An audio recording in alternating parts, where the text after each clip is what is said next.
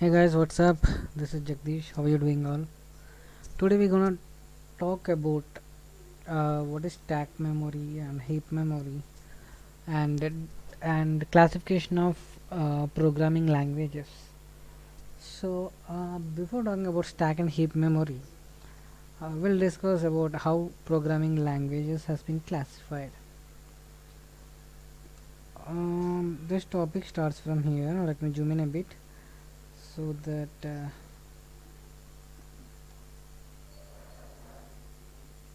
let me zoom in a bit. This thing is very slow in zooming. Okay. So yeah, types of programming languages. We have two types of programming languages mainly, which are high level and low level. What is high level programming language? We call it as a there are two types in high level languages. One is object oriented and second one is procedural. And in the low level also we have two. One is assembly and one is machine language. So this low level language is a machine friendly and high level language is human friendly.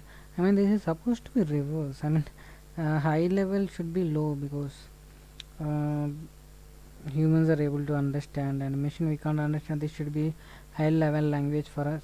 But anyways, this is the terminology they have. So we'll see. So in the low level language we have language and assembly language. We'll discuss first about low level language. Machine language, it will be stored or represented as a binary. Binary we know, right? Zeros and ones is nothing but 0 1. And I mean, you can google like how you can make any number into binary. Okay, so what I mean to say, basically machine language is um, it's nothing but it's a representation of zeros and ones of any number. Okay, so that's what machine language, and this is zeros and ones. I think we all know that a machine can understand only zeros and ones. And the second language is assembly language. So this is also a machine friendly language. It helps in error avoiding because of its easiness in writing and understanding, and it replaces ones and zeros with English instructions, which is mnemonic codes. So what this says, when you say zeros and ones, when you type zeros and ones and you program and you execute this, you may write or mistake. You may do, the chance of mistaking is very high because the zeros and ones you type, I mean, these zeros and ones you mostly type in microcontrollers. Like in microcontrollers, and you uh, basically what you do is in microcontrollers, you if you are from electronics background, you know, if you do some line follow robots and edge avoider, etc., etc., then you write zero ones, and also this assembly language also you will use there. So when you're writing zero ones, it may, the chances of mistakes are greater.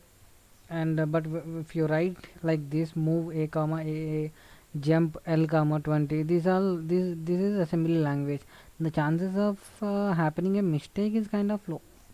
Okay, this is all about low level language.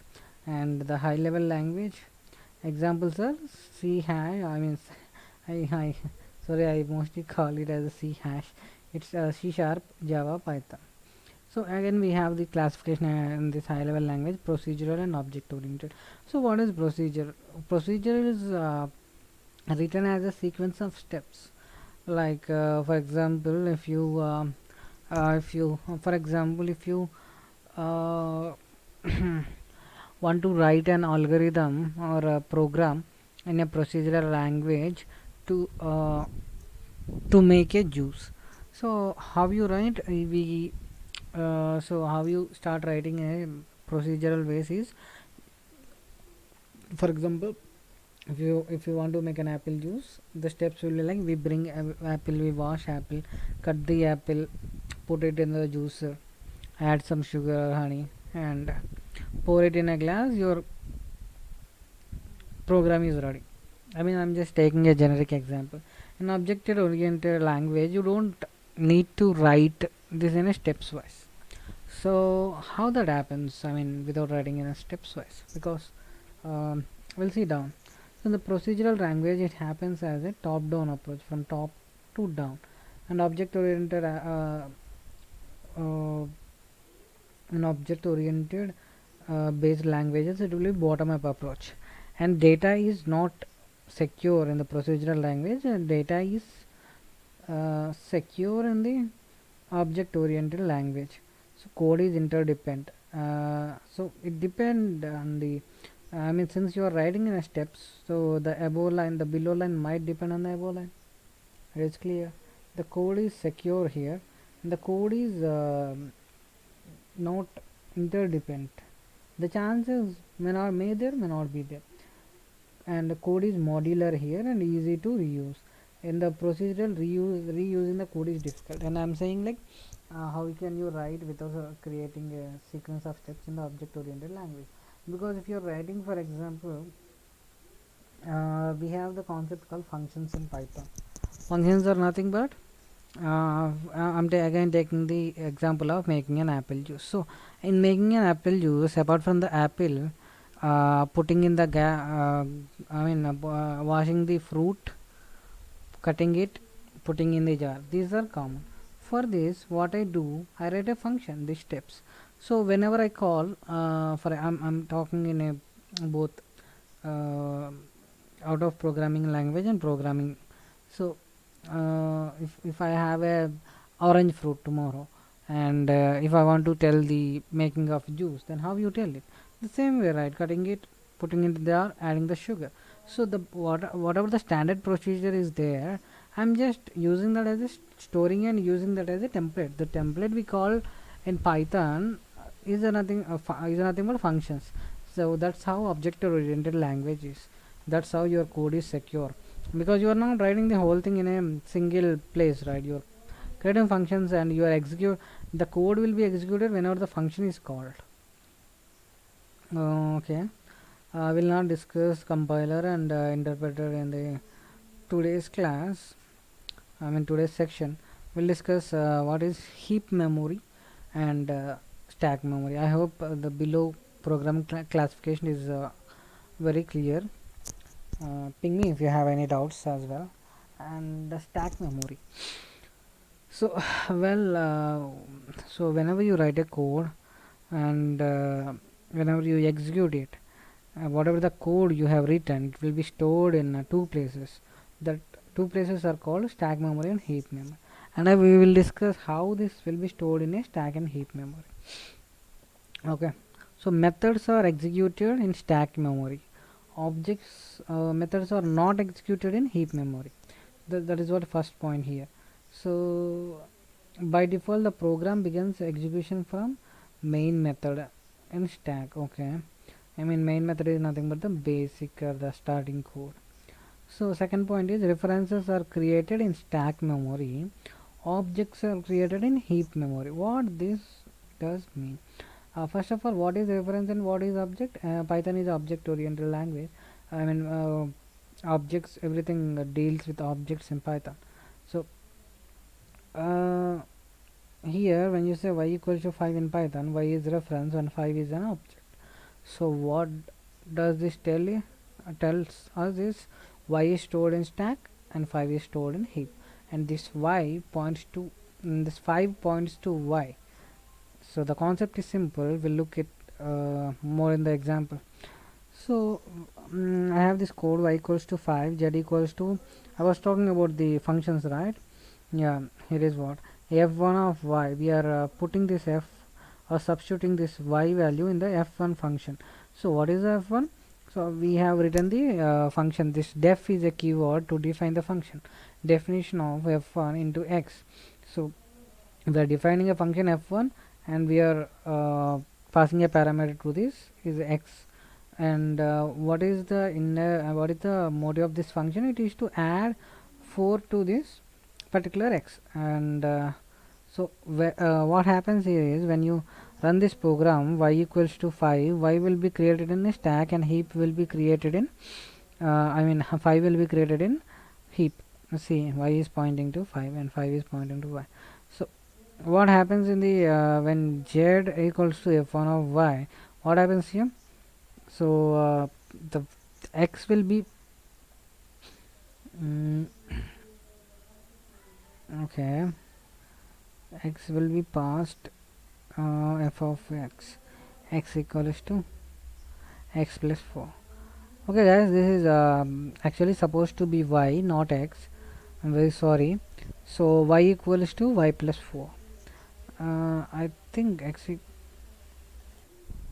the code is fine. So what you are doing here is you are calling z equals to function of y.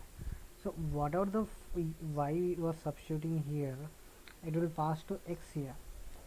So this is passing the values. So x will become 5. The output will become x equals to x plus 4. So 5 plus 4 will be 9. So now x should point to 9. So x is stored in stack, y is stored in heap, and now again one more line is y equals to f2 of x. Here what happens is uh, you are again passing now 9 here. So what happens? X equals to 9 plus 1. Now you have 9 x stored in stack. It won't be duplicated here. The x will remain same, and you are having the value is changed now, and 9 becomes 10 here. So whenever you call print or print x, now it won't be showing 10. I mean, it won't be showing the past value 9. It will be showing as a 10. Now what will happen to this 9? I mean, this is now which is sitting free, and no one is or nothing referring to, no variable is referring to 9. So what happens to this? This has to be cleaned up, right, to free the memory. Yeah, so that is when you can say like when do objects die. So when this unused or unreferred objects will be cleaned up, or they will die. So the objects when no variable refers to them are called a dead object. So when no variable refers to these objects, they called as a dead objects. So is it, I mean, that is absolute necessary to remove the dead objects. For that, in Python we have something like garbage collector. So the algorithm used for garbage collector is called reference counting. Yeah, reference counting, how many times it is being referred, and is it currently being referred or not, etc. In Java we have another algorithm called mark and sweep algo. So dead objects are marked and then swept in Java.